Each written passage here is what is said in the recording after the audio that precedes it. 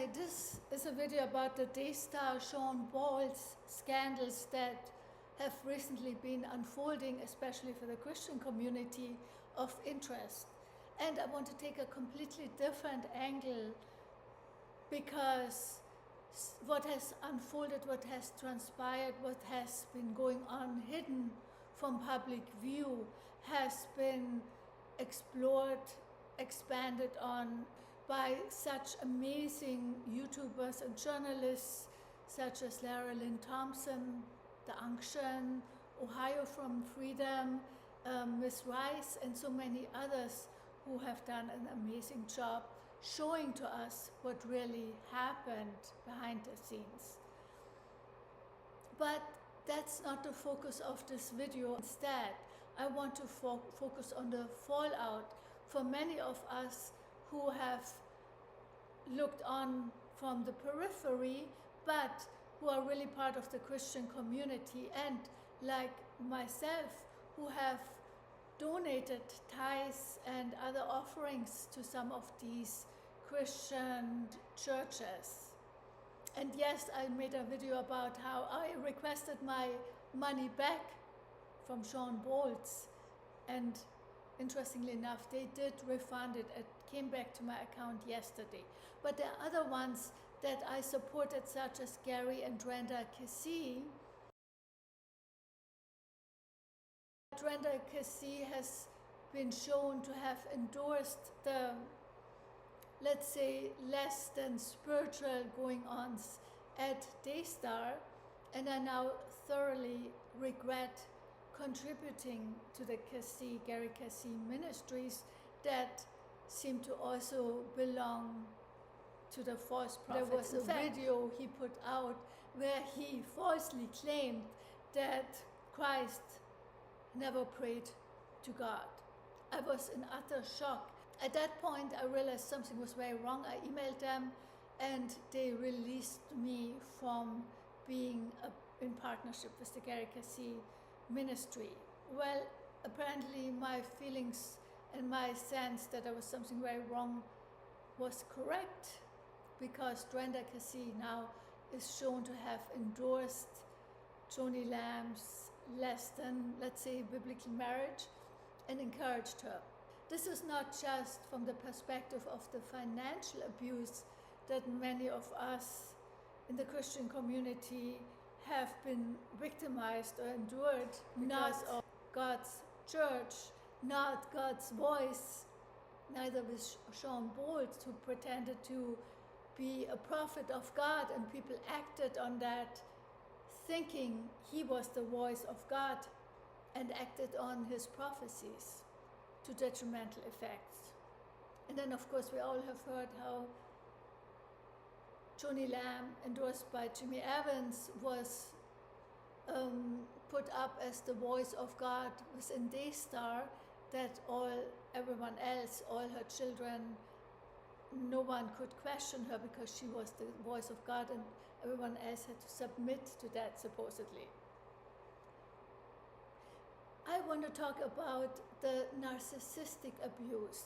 And we have heard quite a bit about narcissism in recent years, but not often has it played out for everyone to see on a spiritual level, because the spiritual narcissist is particularly insidious, because they can hide behind the holier than thou attitude, behind I am the voice of God. And while we've all seen this with cults, of course, religious cults, such as Jehovah's Witness or drinking the Kool-Aid, or certain parts of the Mormon church that have been extremely abusive, and we wonder how could people submit to these kind of cult leaders. But here we are as Christian churches, having been subjected to financial abuse, but also to spiritual abuse. So I want to go through some of these red flags and how they have unfolded in these scandals. Gaslighting, one of the favorite tools of the narcissist. And I want to say something before we dive into the ins and outs of how it has played out. See, the narcissist is often mistaken for someone with big ego, but that's not at all the case. A big ego like, let's say, Donald Trump, but narcissism is not having a big ego. Narcissism plays itself out with the same tools that they use to abuse their victims. And it's not just money, it's not just greed and power or a big ego. It's a battle for souls. See, the narcissist intends to eradicate your soul, to crush your soul, to steal your soul. That's the playground of the narcissist, and even more so of the spiritual narcissist. And there's something called the hive mind. It comes from the beehive, and of course bees are very beneficial for our environment, but the beehive, they all work like worker bees to please the queen bee who directs, in a sense, everything. So they all work together and work by the same playbook. The same with all the different narcissists. How do they all work and operate by the same playbook? And well, it's often referred to the hive mind. And it really is directed by a spiritual entity, if you will, not from God, where God wants to save your soul, polish you up, and rescue you. The hive mind of the narcissist wants to steal your soul, wants to crush your soul. So it's not what it seems on the surface about power, about money, about greed and lust and, marriages between Doug and Joni, where the wife is being left behind. That's just the surface. And yes, that perhaps could be chalked off to gossip. But that's not what we are talking about. We are talking about the soul-crushing effect that the narcissist has on their victims.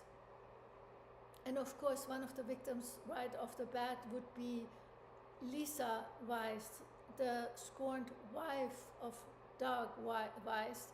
And one of the favorite tools of the narcissist is to take away your voice, and nothing better than the NDA, the non-disclosure agreement. So if you sign a non-disclosure agreement, you have no voice. You are not allowed to speak your truth or the truth. And so they buy you off, in a sense, probably for a pittance, who knows. There's some word that Lisa Weiss signed an NDA for $2 million, but in any case, it's not, as we said, about the money. It's about crushing your soul, and taking away your voice of what happened to you is one of such tactics. Another one we've all heard about, and increasingly so in recent years, is gaslighting. Gaslighting, of course, is to say, no, it didn't happen like that. No, you misunderstood, or you are too sensitive. Of course, a typical gaslighting example in this scenario is that afterwards, when it came out that there's a recording of Joni Lamb saying, oh, she is the voice of God, and Evans confirming that, afterwards the gaslighting went like this: oh, no, we just meant that she has authority in the organization. Well, that's very different, having authority from being the voice of God and submitting your spiritual beliefs, as they requested that Jonathan and Susie would be doing, to their authority because they're the voice of God. It's very different from an employer, in this case his own mom, requesting certain things to be done. Well, the things to be done were, of course, exactly, again, soul-crushing, soul-denying, that Jonathan would say things and read emails endorsing the marriage that he, in good conscience, could not do. So to override his own conscience, she said she is the voice of God. And then gaslighting afterwards, when it was uncovered, by saying, no, she meant just the voice of authority. And that's one of the typical gaslighting tools. Aside from silencing someone's voice through various means, sometimes through intimidation, sometimes through money. The NDA is both intimidation and money. Gaslighting, which we spoke about, the flying monkeys are some of the favorite hive minds tools, the narcissists' tools to crush someone else's soul. They will find allies, either because they have dirt on them, or they convince them through gaslighting that they are right, that they are the voice of God, and the other person is wrong. And so the flying monkeys then do the bidding of the narcissist. And the narcissist, in a sense, can wash their hands of it. Look here, he or she says it, and after all, that person is a person of authority, and after all, I'm not alone in saying this. I have all these flying monkeys, and the flying monkeys attack the victim until they feel they literally have to submit to the will of God, the false God that the narcissist shows himself to be. See, the soul-crushing, soul-destroying, soul-sucking mission of the hive mind that the narcissist is part of is to not just crush your soul, but to worship at the altar of a false God. Love bombing. One of the stellar tools of the narcissist. In other words, at the beginning, you can do nothing wrong. You are hailed as just the best thing. You are hailed as the best thing that ever happened. You are lauded for all your talents and everything that is brilliant. And you feel like this person truly sees me, sees the best in me.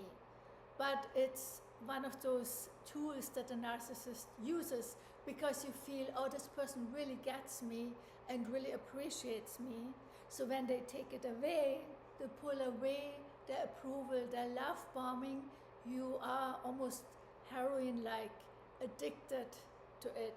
And there have been studies how it actually works in the human mind, and even with animal experiments, heartbreakingly so, that if you give something and then take it away, they kind of push that lever over and over again and become psychotic, trying to get that treat again. And so it is with humans. So once it's taken away, the love-bombing drug is taken away like a heroin addict. The person will go back over and over again to the supposed source of their drug, the narcissist, so as to be once again relieved of the pain of being yourself without God and putting this person in the position of God rather than the solution, going to God for validation and for realizing who you really are. So Doug Weiss most certainly has done that with his own wife, green-eyed lover that he spoke so much about, which probably was strong dopamine for her to keep her addicted to him, even though there were reports of some improprieties, wrongdoing perhaps, allegedly, in his practice, and who knows what else. But also, most certainly a love-bombing phase happened with Joni Lamb herself. See, there can be two different narcissists coming together. It's not that uncommon as perhaps has been the case with Joni Lamb and Doug Weiss.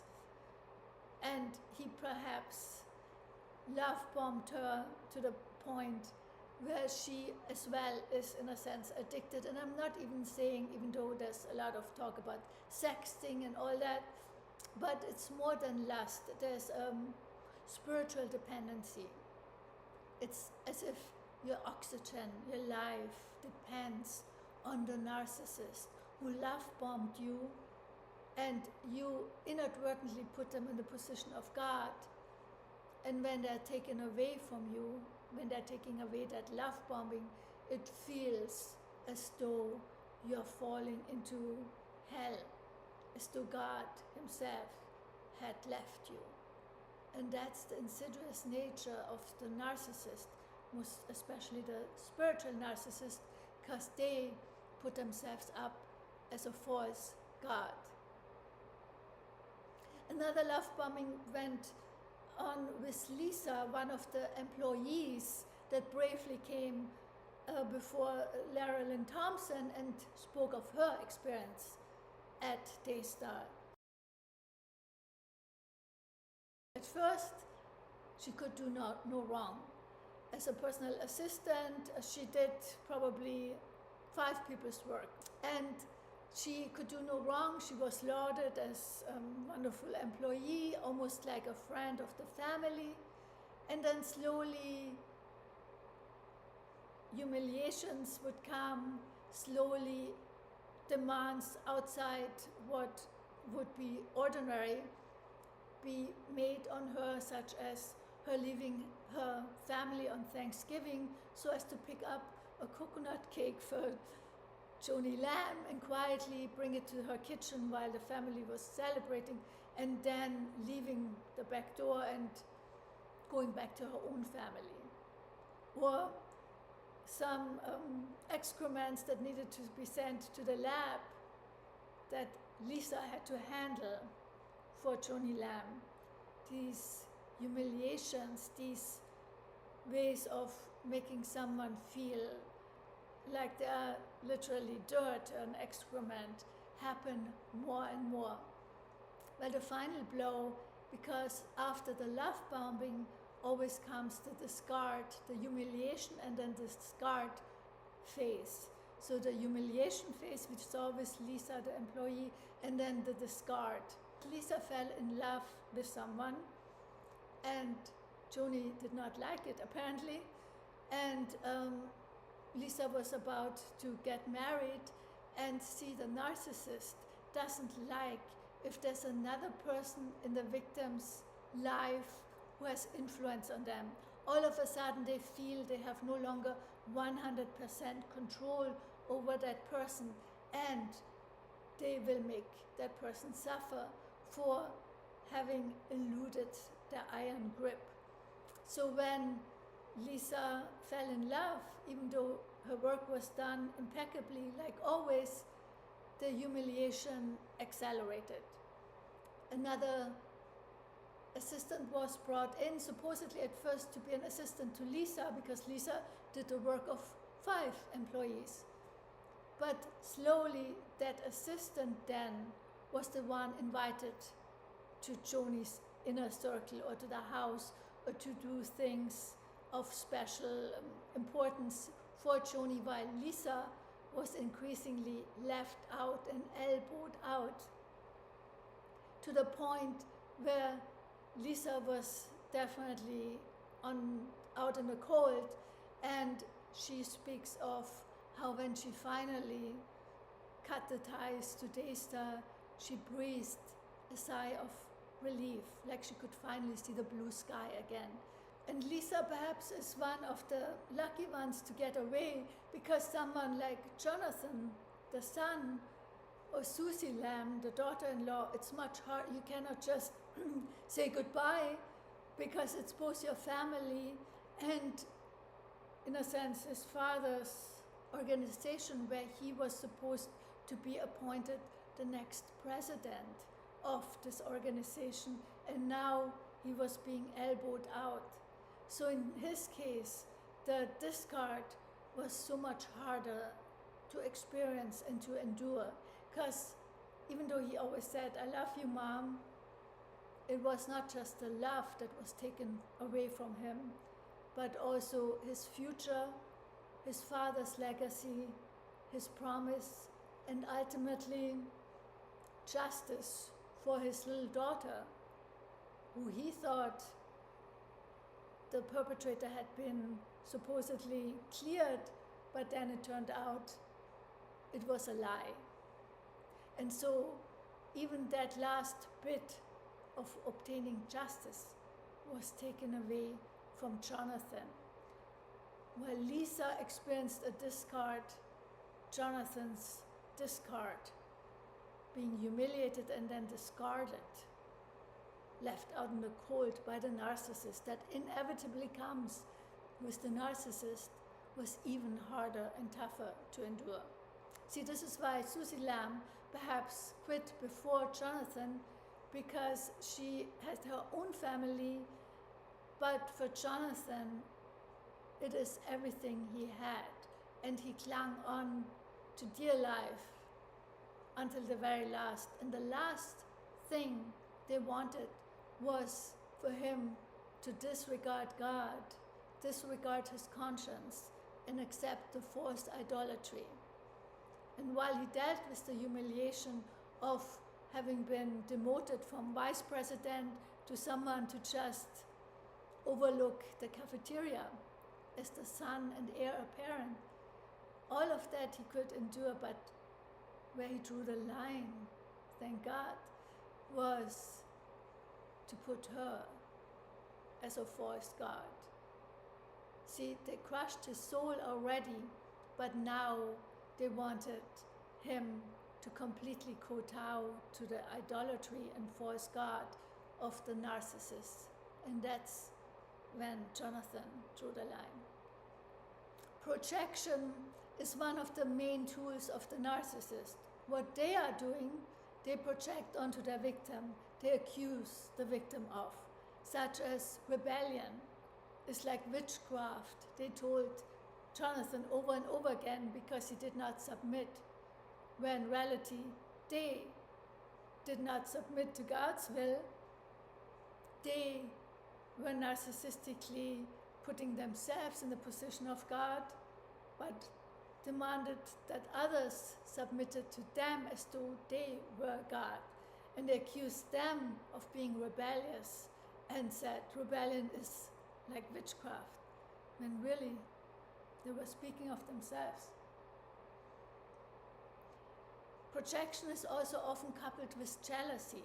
It is said that employees at Daystar, if they were dating someone, it would incur the rage and wrath of Joni Lamb. And after a couple of reprimands, they would either be let go of, otherwise be discarded. See, there was jealousy apparently. We can only infer, but the evidence seems overwhelming that if someone else found love, she would spring into action and crush that love. Again, because the narcissist won't accept any kind of feelings that the victim has outside of adoration for them. Plus, of course, Joni had been betrayed by her own husband. And so the projection was that anyone who had some kind of love affair would be crushed by Joni, allegedly. So she was projecting her own jealousy and her own envy onto others, crushed their love, while her own husband had an admitted 7-year affair right under her nose, her finding love at the expense of others. So projection and jealousy are almost inevitably part of the toolkit of the narcissist. Projection, I would say, always. Whatever they accuse you of is what they are doing. The narcissistic rage. The narcissistic rage, when all else fails, the narcissistic temper tantrum and rage will kick into action, and inevitably it will. And it's a form of crushing the other person who cannot stand being subjected to sometimes days after days, like a Chinese torture, like we saw with Joni Lamb and Evans, browbeating poor Jonathan seemingly for hours. And the rage can be cold as I think it was with Joni, she kept a rather low voice, but the rage was there, cold rage, or loud, as we've seen both with Jimmy Evans as well as Doug Weiss himself, and he screams, in fact. And it's a way of, again, crushing someone else's soul. I want to say one more thing about Jonathan, because let's assume he would have submitted to his mom. He even begged for 24 hours to think about it, which was not granted him. But let's say he would have gone against his conscience, seen her as the voice of God. That would not have been the end of his torture. See, because you see, so oftentimes the victim believes, after they have been browbeaten so much, after they have been subjected to rage for days on end oftentimes, after they have been gaslit, after they have been projected on the sins of the narcissist onto them, after the flying monkeys have come to beat them down, and after they have been told that they are wrong and they have to submit. And the last holdout is for them, as they have seen their soul crushed, they refuse to pay homage to the altar of the false god, to pray to them, like that prostitute in Vienna prayed to her pimp, to put him as God, idolatry. So that's the last holdout of the victim often, but sometimes they doubt themselves after all what has been done to them, the abuse they have suffered. And let's assume Jonathan would have submitted. He begged his mom to give him at least 24 hours. And I think it was Evans who said no. And then she, the mother, also, Joni Lamb, also said no. So that's what saved him, because he didn't say yes. But let's say he had been given the 24 hours and he would have agreed to their demands and read the email that he felt was against his conscience, and would have put Joni as the voice of God, as she pretended she is, that would not have been the end of his suffering. See, the victim thinks once they give in, once they give the narcissist all they want, then finally peace restores. But it's never happening, because it's the hive mind. And who's behind this hive mind tends to be a satanic entity. And who's behind the hive mind is not the Spirit of God. It's the spirit of chaos, dissension, and destruction.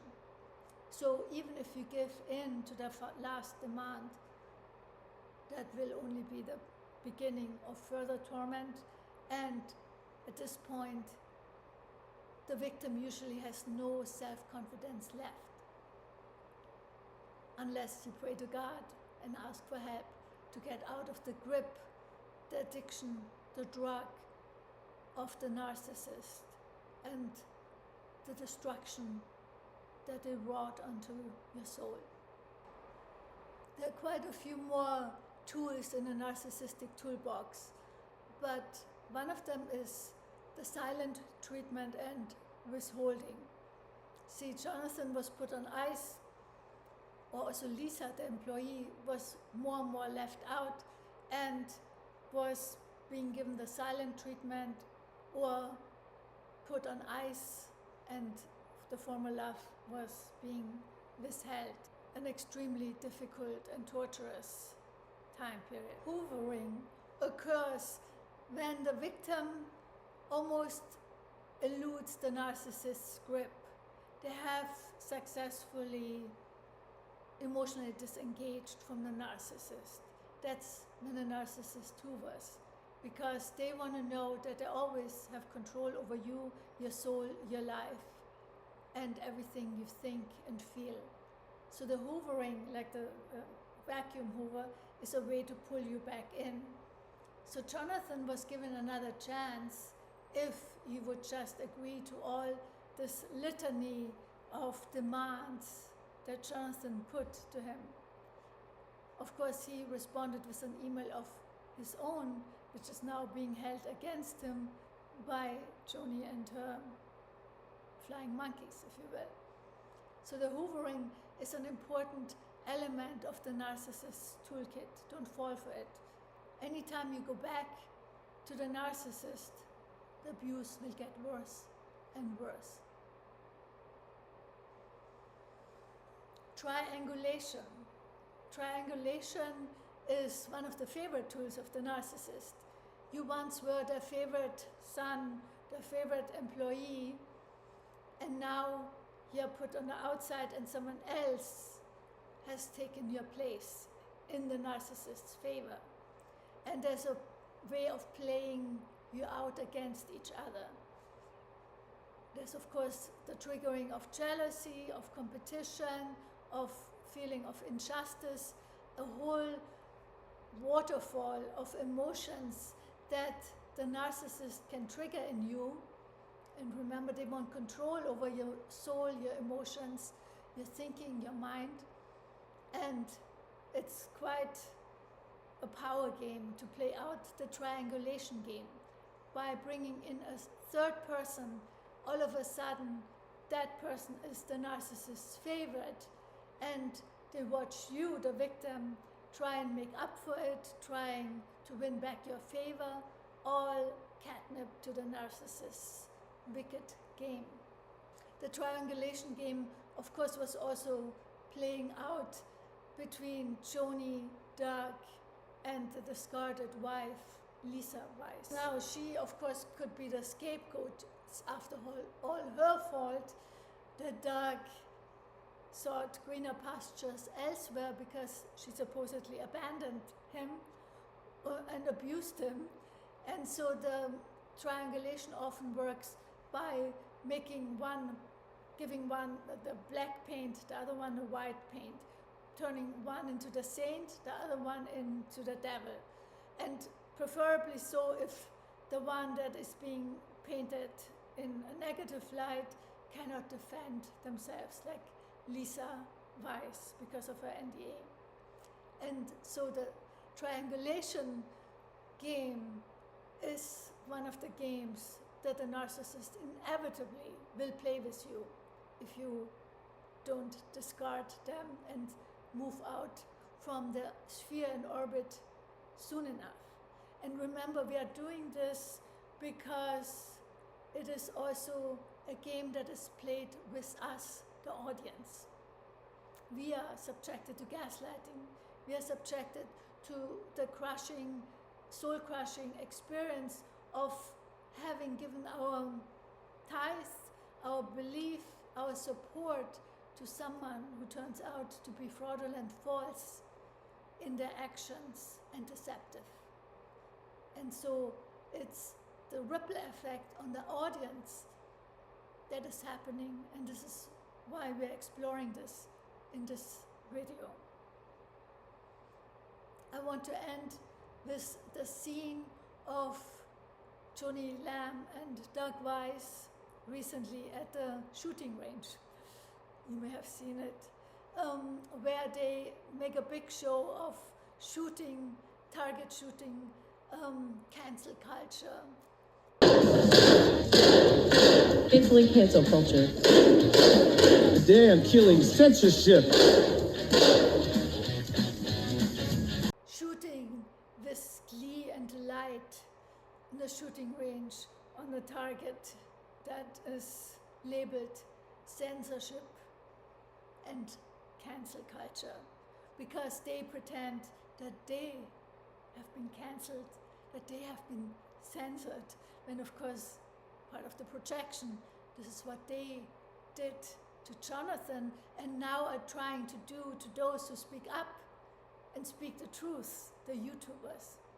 But see, there's this insidious, wicked game, because so many of us literally are against censorship, are against cancel culture, and so unless you know what they're up to, you inadvertently agree, yes, I'm on your side, I don't want censorship, I don't want cancel culture. But it's wrapped it's poison wrapped in a seemingly beautiful wrapper, because the wrapper looks good. Oh, yeah, we don't want censorship, we don't want cancel culture. But what's inside is they themselves having cancelled Jonathan, cancelled Lisa, the employee, exerted censorship with the various NDAs that they made other people sign or tried to make other people sign.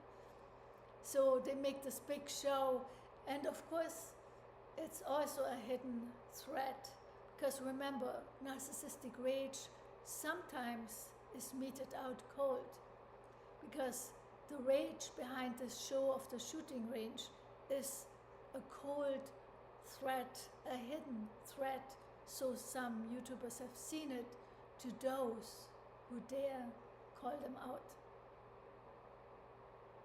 Don't fall for it.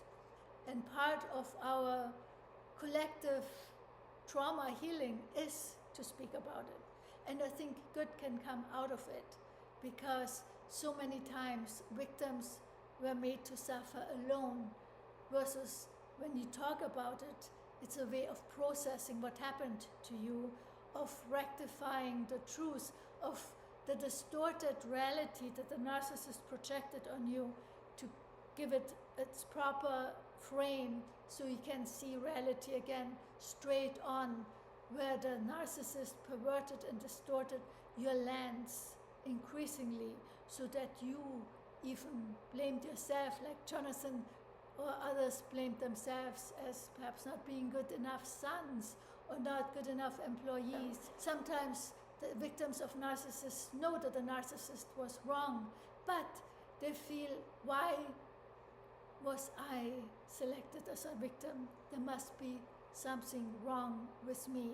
That's the ultimate soul crushing of the narcissist. Even if they can't distort the lens through which you see reality through, they distort the lens through which you see yourself. You seem to consider yourself less than, because why were you made a victim? There must be something wrong with you. Well, not so. And this is why we're talking about this. Has spiritual abuse occurred to you? Please let us know in the comments. And I speak to you soon.